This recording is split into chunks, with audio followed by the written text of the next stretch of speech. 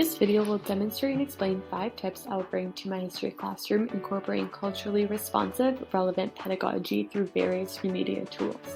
So starting with graphic novels, before this class I had never really read a graphic novel, and now I love the idea of incorporating it into my future history classroom. For example, I can select novels that bring representation and amplify the voices of those excluded, allow students to question the text and make meaning of images, is accessible to everyone as pictures play the primary role in telling the story, students can change an outdated narrative and creates community, and finally, students can create their own graphic novel.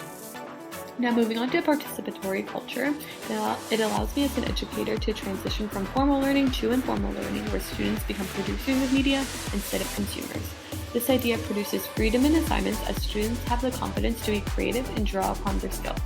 This is how I can use 4 forms of participatory culture within my history classroom. So through affiliations such as an Instagram page, students can contribute to the page by adding relevant posts connecting modern day issues to past events. In expressions, students embody a historical figure, leader, or common civilian and write a personal day-to-day story being them. In collaborative problem solving, through discussions, students can travel back in time and discuss what, why, and how they would change an event in Canada's history. Finally, in circulations, students create a podcast or blog instead of writing an essay. Next, we have game-based learning. As a student, I was not allowed electronics in class, so this posed a shock to me as I did not see the educational purpose.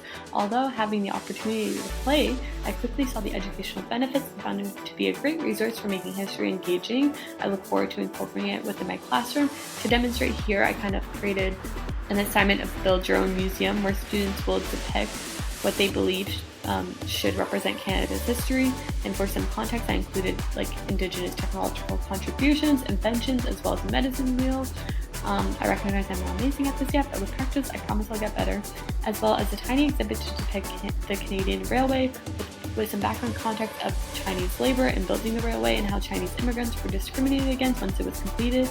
As a result, the Canadian government enacted a Chinese head tax to stop the immigration of Chinese immigrants to keep Canada westernized. And lastly, we have like a little poppy garden to symbolize Canadians serving in World War I. Next, we have Bloom's taxonomy. Found this to be a great resource for making creative and engaging assignments for history courses. For example, students have the creative space to make a song, skit, poem, or rap to convey or depict a historical event or issue with a touch of their own identity. And finally, we have new media tools. And before this class, I struggled with media platforms, and now I have the confidence to use new media tools to enhance learning outcomes of students and create an inclusive environment. I listed some tools here, and I definitely will use them within my classroom, and definitely advocate for students to utilize them as well. Thank you very much.